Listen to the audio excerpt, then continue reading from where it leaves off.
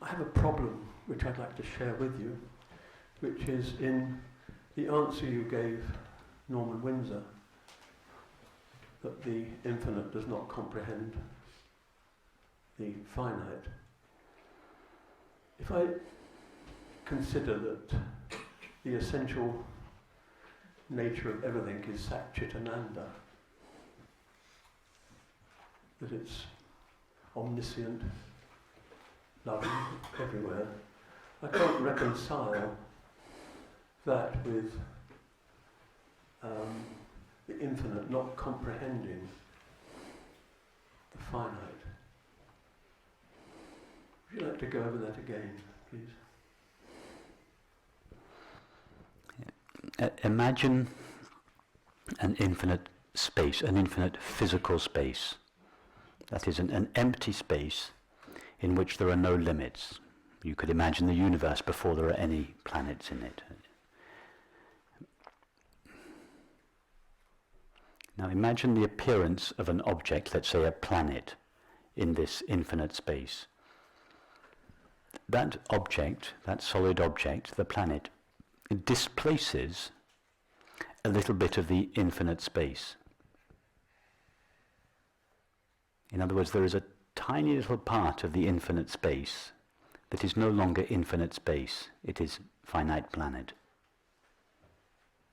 And therefore the infinite space is no longer infinite.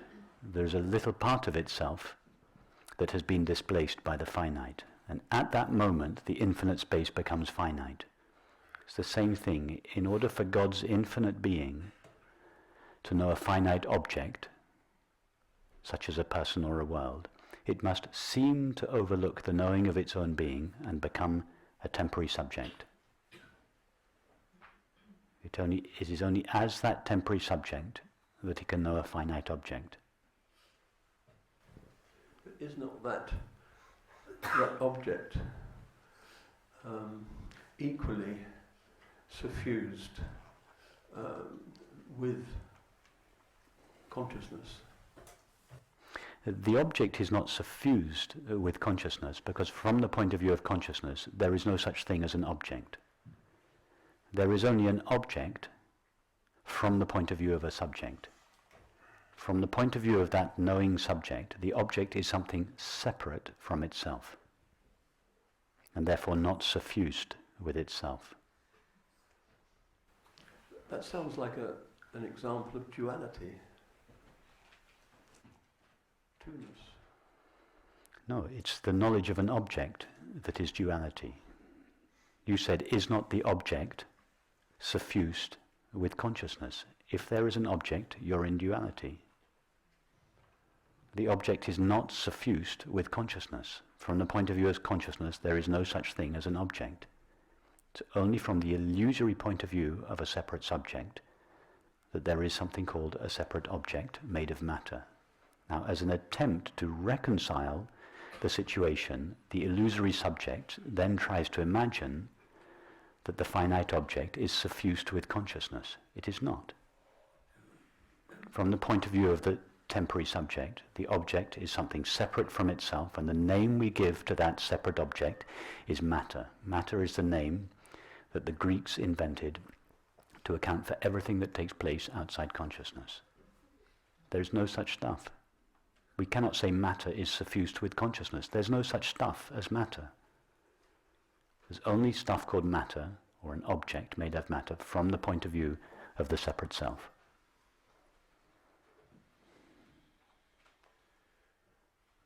In other words, if we're talking about objects, we're talking about duality. And if we're talking about objects being permeated by consciousness, then we're trying to superimpose non-duality on duality. It's not the object that is suffused with consciousness. It is that from the point of view of consciousness, there are no objects.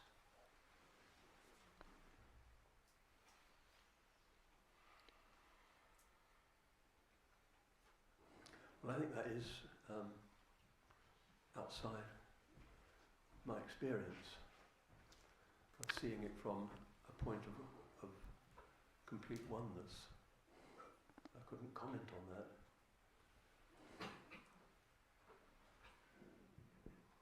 But can you point to an object that is separate from consciousness now? Can you point to something, to an object made out of matter now? Well, there's a rather nice image of a bird. One wing is materiality, the other wing is spirituality. And for the flight of existence to take place, then you need the two wings. This was said as a compassionate concession to someone who wasn't able to understand what we're talking about here. It's true, it's relatively true, but I'm speaking at a higher level from which that comment was made. Now, I'm not suggesting that the person who made that comment didn't know what we're speaking of here. He most certainly did. But the person he was talking to at that time probably didn't. So as a concession to that person, the teacher in question gave this image to help his student take a step towards the absolute truth. On another occasion, the same teacher said, all creation is knowledge manifested. All there is in creation is knowledge, pure consciousness. Nothing about materiality.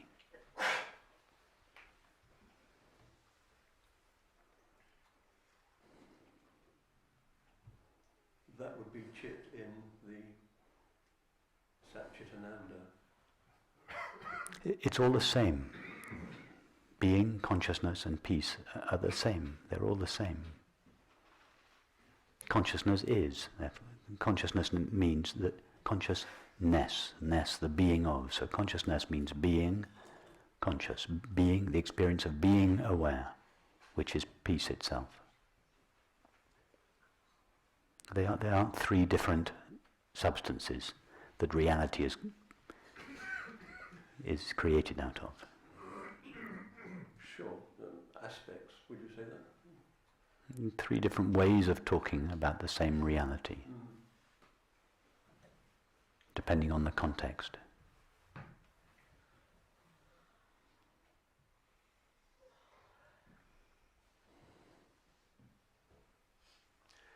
Going back to your question to me about did I see objects? I mean, I suppose I do see objects, like Where? in this room. Where? Can you point to one? This chap sitting in front of me, for example. Your experience of him is the experience of seeing. That's all you know of the chap sitting in front of you, is the experience of seeing. It's an experience of the mind. It's not an experience of matter. It's not an experience of matter, you say? No, it's an experience of mind. It's an experience of seeing. Close your eyes. What happens to the chap in front of you? He disappears. All that was there was seeing. Now put your hand on his shoulder. Like touching, yes. Sensing. Experience of the mind. And what is the experience, what is the mind, what is seeing and sensing and hearing and tasting made of? All that's there is knowing. All that's there, as the Shankaracharya said, is knowledge, pure consciousness. You've never experienced anything other than pure consciousness. And you are the pure consciousness that experiences it.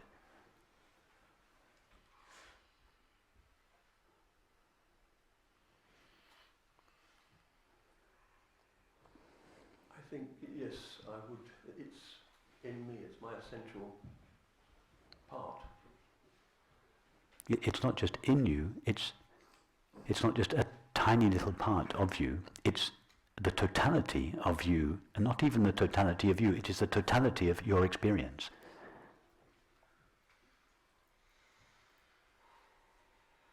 The entire The entirety of Jane's experience, walking the streets of London, is made out of Mary's mind. It's all there is there, Mary's mind, nothing else.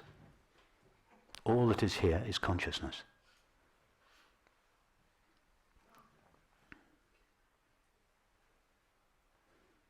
I don't really have a problem with that.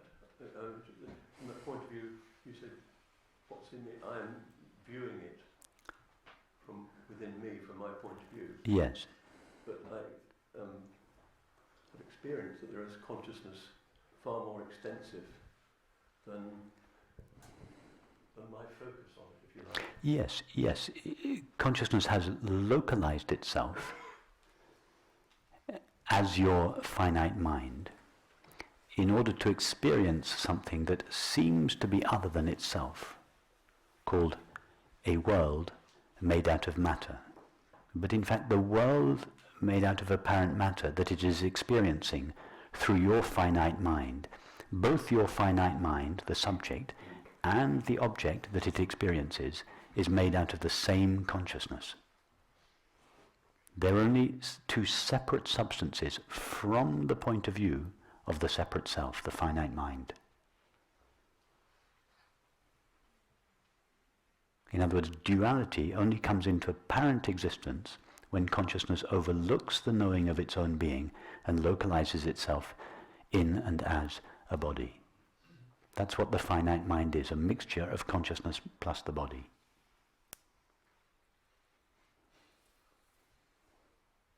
The knowing element of the finite mind belongs to consciousness. The finiteness of the finite mind comes from the body. The mixture of the body's limitations and the infinite nature of consciousness produce what's called the finite mind. The mind that seems to know duality. That then would be the image of the bird in flight. Yes. Yes, you could say, as a concession to the separate self, you could say that there is the consciousness with which the self is knowing its experience, and what it experiences is made out of matter, made out of material stuff. But it's not really true. From a practical point of view, yes, of course. The apparently separate self lives in the world as if all these objects were made out of matter, and it's important to respect that and to live appropriately. But to imagine that is a description of reality is a mistake. Matter is a way of seeing, not something that is seen.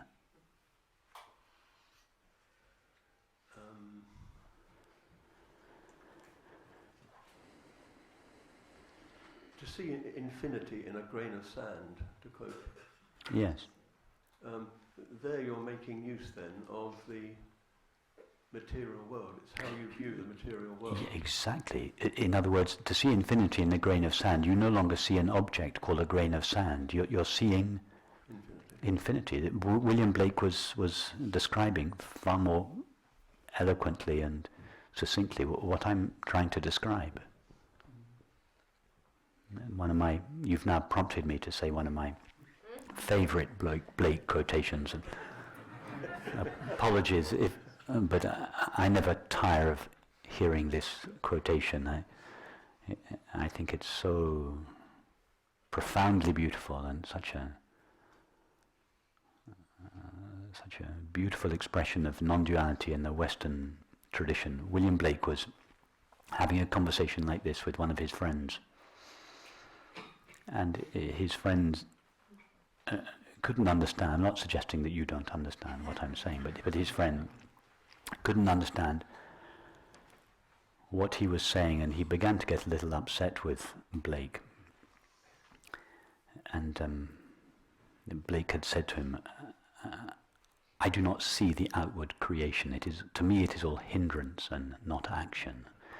And then his friend got very upset and said, what? Do you mean to say that when you see the sun set, you do not see a round disc of fire, somewhat like a guinea? And William Blake replied, oh, no, no. I see an innumerable company of the heavenly host crying, glory, glory, glory is the Lord God Almighty.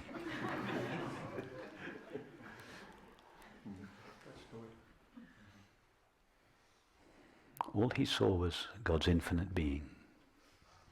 And it was God's infinite being that saw God's infinite being.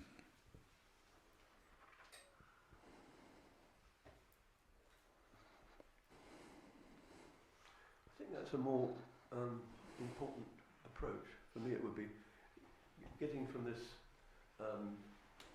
I, this individual I, that fluctuates. In the answer to the question to Norman, you were saying that there is a movement between the individual I and the infinite I. No, on the contrary, I didn't mean to say that there was a movement between these two eyes. There are not two eyes. There isn't an infinite I and a finite I. There is one I, there is one self, there is one consciousness. It is that one consciousness that has the ability to assume the forms of limitation and appear as such as a limited I. But the I of the limited I is God's infinite I.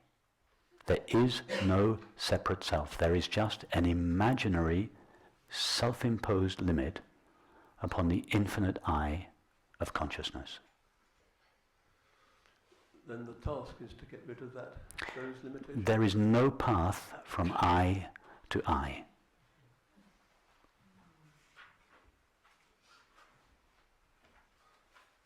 But in practice, there is a limitation that I have to overcome.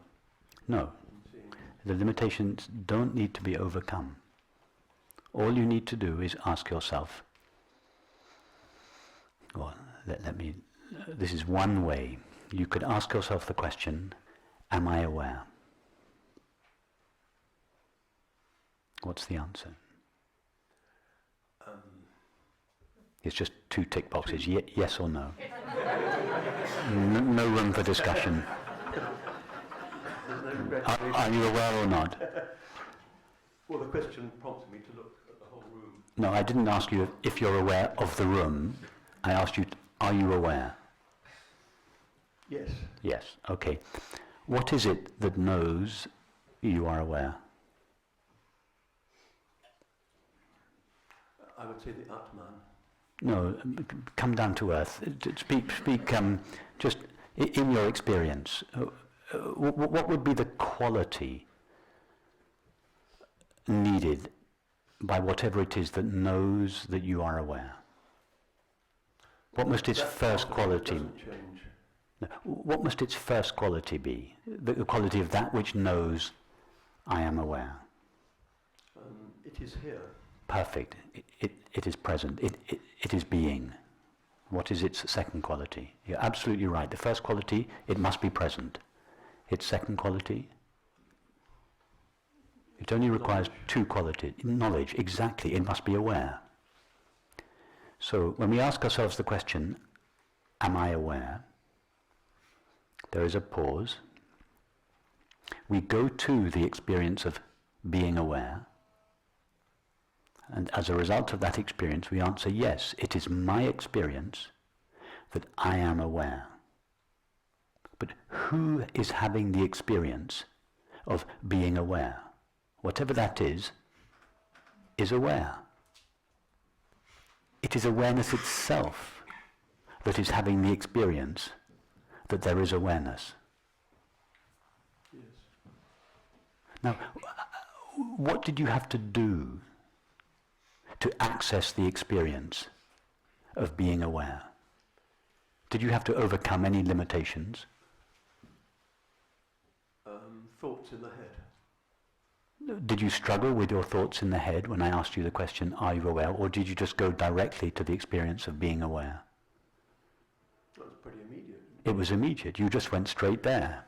Irrespective of thoughts in the head, you might have a headache, or you might be cold, you might be tired, you might be unwell, irrespective of the condition of the mind, the body, or the world. When you hear the question, am I aware? You just go straight to the experience of being aware. That is, being aware becomes aware of being aware. It ceases giving its attention to an object, and its attention falls back to itself, and it touches, as it were, it touches itself, and It says, yes, I am aware that I am aware, which is a longhand version of I am that I am. This experience of being aware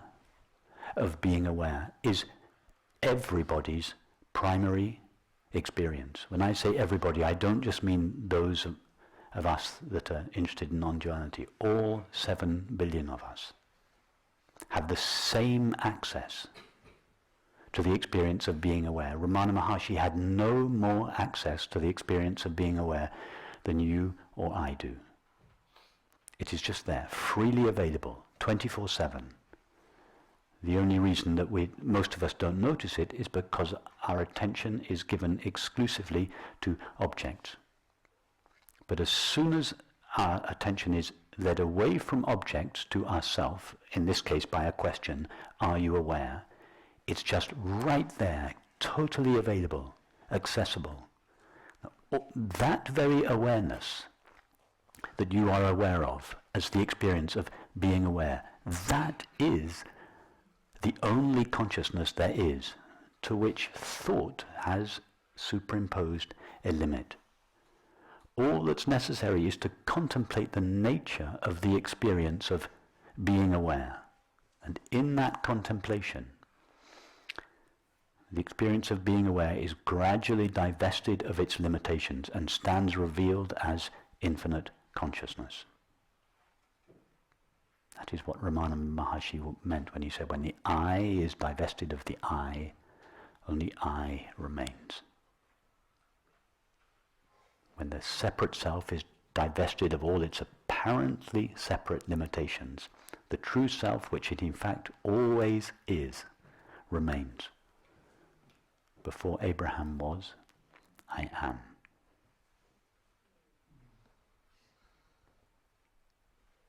Thank you very much.